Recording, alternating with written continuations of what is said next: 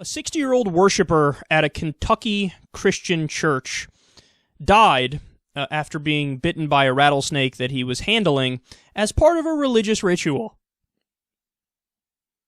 You might want to come up with a different ritual if your ritual entails possibly dying.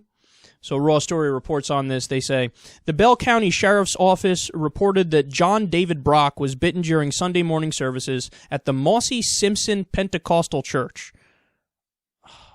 I adore that name. Mossy Simpson Pentecostal Church. You could just see how they say it. Brock refused medical treatment and died 4 hours later at his brother's home in the town of Jenson.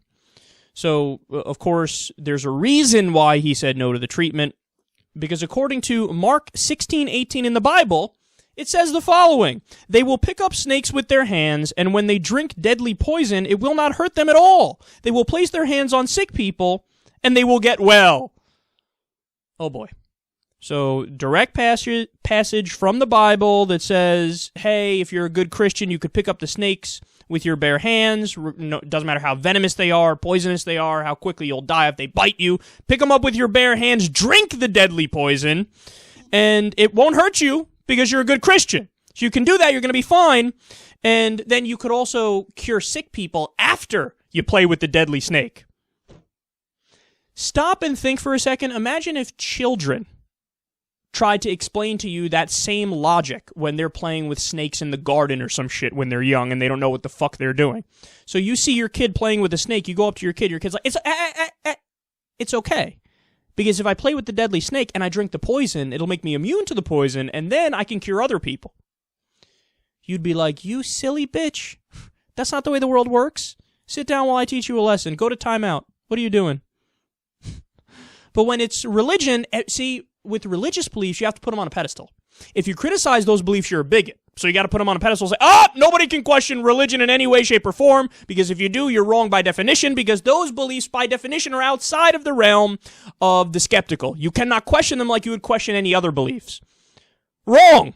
I am going to question them. I'm going to continue to question them. And if anything, we should question them more so, because anything that claims, we are above scrutiny, we are dogmatic, and we are openly dogmatic, and that's okay. Anything, anybody, any scripture, any writings that claim that, you better come with a fine-tooth comb and go through it and point out all the bullshit, because it's guaranteed to be riddled with bullshit.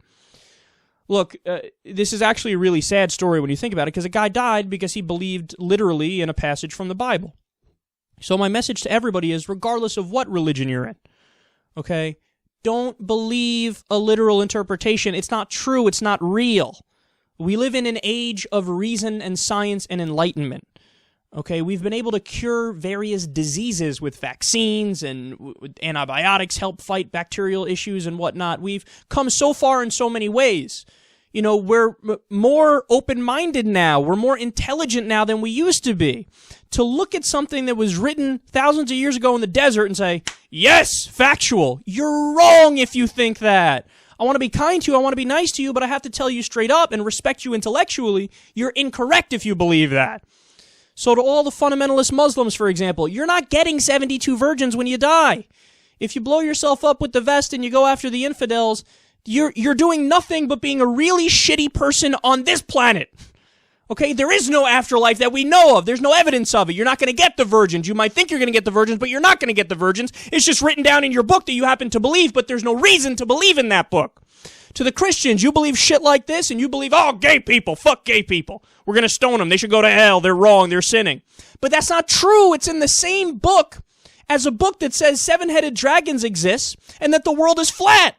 It's not correct. So oftentimes what people do is they insert their own values into religion. So it's whatever they already feel, and then they'll cherry pick to back it up. So they're inserting their values into religion. That happens oftentimes. But sometimes it's the opposite. And those are the people that really should look out, man. Because what we're talking about here is somebody who read this passage in Mark, he was taught this passage at church, and he literally believed it. And then he acted on it, and now he's dead.